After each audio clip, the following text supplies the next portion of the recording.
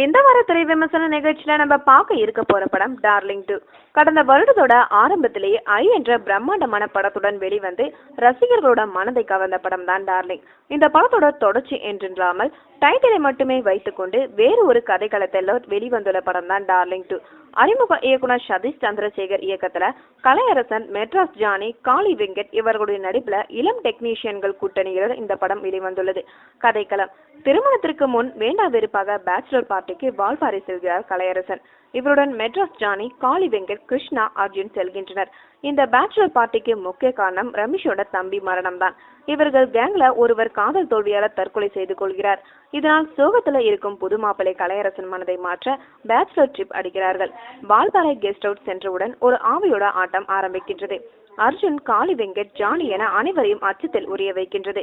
ஒரு கட்டத்துல தங்கள் நண்பன் கலையரசன் மீது ஆவி இருப்பது தெரிய வருகின்றது.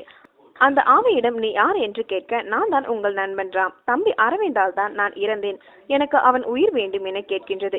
கலையரசனை ஏன் பழி வாங்க வேண்டும், இவர் மரணத்திற்கு அவர் எப்படி காரணம், பேய் கலையரசனை சொன்னது போல் பழி வாங்கியதா என்பதை மீதி கதை. இந்த படம் முழுக்க முழுக்க இளம் நடிகர்களோட கூட்டணியில உருவாகியுள்ளது. அனைவருமே யதார்த்தமான நடிப்பை வெளிப்படுத்தியுள்ளனர். அவர்கள் ஸ்கிரீன்ல பயப்படும் போது பயம் நம்மையும் சுற்றி கொள்கின்றது. விளையாட்டாக நாம் செய்யும் சில விஷயங்கள் ஒருவரோட வாழ்க்கையில எத்தனை பெரிய மாற்றத்தை உண்டாகின்றது என்பதை ஒரு சின்ன லைனை எடுத்துக்கொண்டு 2 மணி நேரம் எடுத்துள்ளார் இயக்குனர் சதீஷ். ஆனா இந்த மாதிரி பேய் படங்கள் தொடர்ந்து நாம் காமெடி கலந்து தான் பார்த்து வருகின்றோம். டார்லிங் முதல் பாகமும் அப்படித்தான். அந்த எதிர்பார்ப்பு தான் இந்த படத்துல ஏமாற்றம்.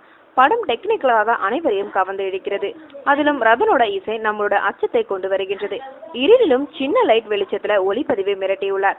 நடிகர்களோட யதார்த்த நடிப்பு, இதன் பின்னணி இசை, ஒளிப்பதிவும் படத்தோட முதல் பாதி குறிப்பாக இடைவெளியில எதற்கு கலையரசனுக்கு பேய் பிடித்துள்ளது என்ற ட்விட்ஸ், பிளாஷ்பேக் காட்சியில பெரிய அளவுல பாதிக்கவில்லை. காமெடி எந்த இடத்திலும் ஒர்க் அவுட் ஆகவில்லை. முனிஷ்காந்த் கதாபாத்திரம் எதற்கு என்று கேட்கும் அளவிற்கு இருக்கு. மொத்தத்துல டெக்னிக்கலாக டார்லிங் 1 மிஞ்சினாலும் என்டர்டைன்மெண்ட்ல டார்லிங் 1 அளவிற்கு இல்லை. மேலும் சினிமா செய்திகளை தொடர்பு கொள்ள லைக் மற்றும் சப்ஸ்கிரைப் செய்யவும்.